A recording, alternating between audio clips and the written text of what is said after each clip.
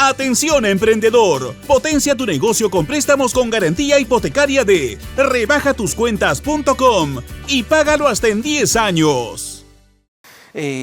Jorge, muy buenas noches nuevamente. Quería hablar sobre el precio del dólar. Hemos visto nuevamente hay una que ha marcado hacia abajo, me parece que está en 3.58.2.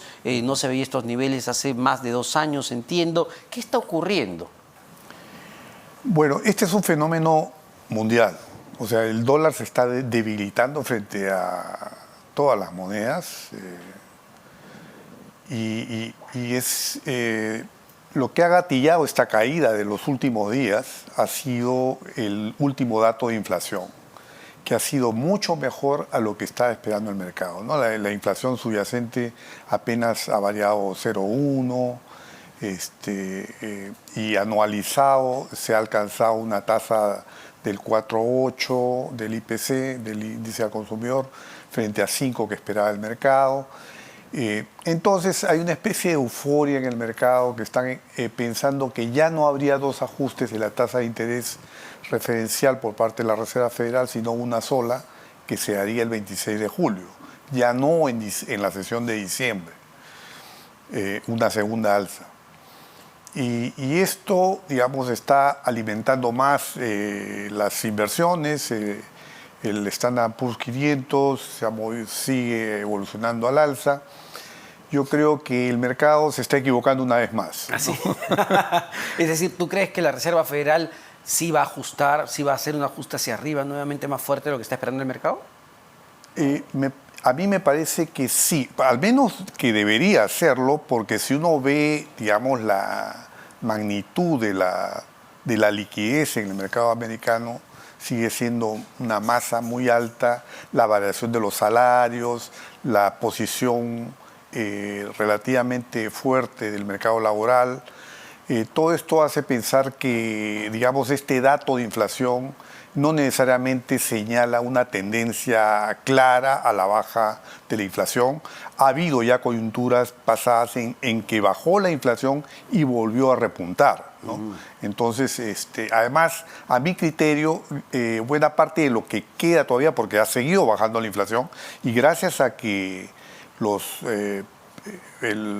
costos, o sea, los precios mayoristas, los costos internacionalmente han ido bajando, pero digamos hay una inflación subyacente que sigue siendo alta, que está, digamos, por lo menos en el doble de lo que debería estar, de acuerdo con la meta de inflación que tiene la Reserva Federal. Entonces yo pienso que la segunda alza de tasa para el diciembre debería continuar, y en ese sentido podría ser que, digamos, si se diera esa segunda alza, pudiera ser que se revierta la tendencia a la baja, ¿no?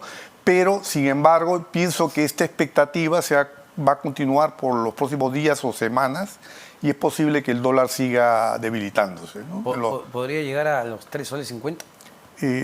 Posiblemente sí, es muy difícil de, digamos, señalar con un dedo dónde va a estar el dólar, pero sí es posible que pueda evolucionar así, pero no descarto también que pueda haber un repunte más adelante. Sin embargo, Jorge, entendíamos que en la última reunión que hubo de los miembros de la FED, parte de ellos, en principio lo que saltó a la vista es que no había acuerdos claros, que había una parte de quienes pensaban que tenía que haber más ajustes hacia arriba, pero había otra parte que hablaban de una posible pequeña recesión hacia adelante, que todavía los datos de la economía estadounidense mostraban cierta debilidad.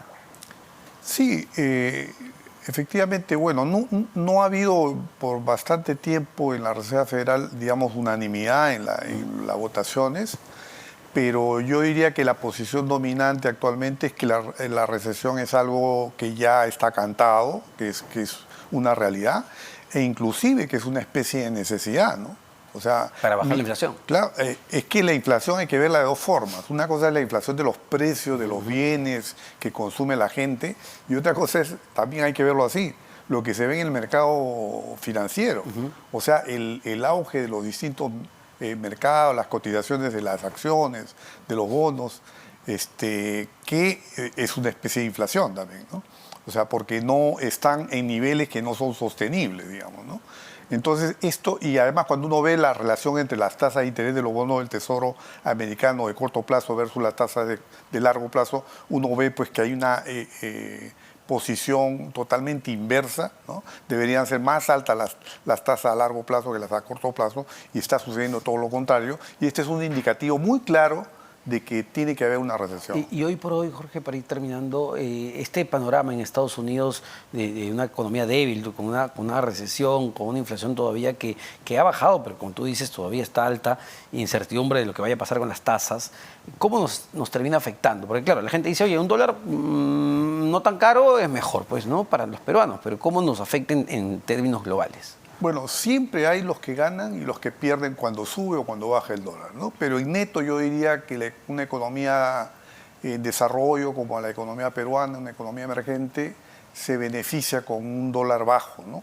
De hecho, yo creo que el Banco Central de Reserva ahora va a tener, digamos, una presión de insumos importados, los alimentos peruanos, gran parte tiene un componente importado muy grande, entonces la inflación va a bajar más rápidamente de lo que se había pensado. Gracias a esta reducción de la inflación internacionalmente y también por los factores que estábamos conversando, ¿no?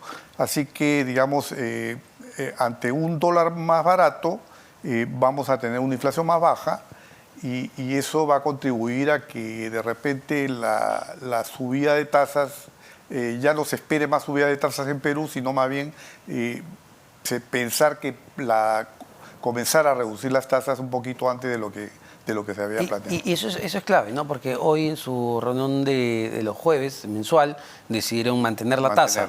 Sí. ¿Ves un recorte de tasa hacia adelante posible pronto?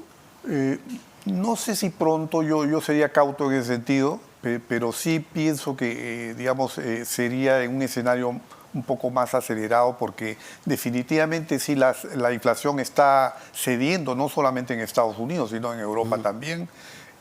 Si bien está todavía el conflicto de Rusia con Ucrania muy fuerte, ya no tiene los impactos que tuvo en un inicio en los contenedores, toda una crisis logística internacional. Eso está bastante bien manejado actualmente y por lo tanto, digamos, creo que esos impactos ya no cabría esperarlos en el futuro, ¿no?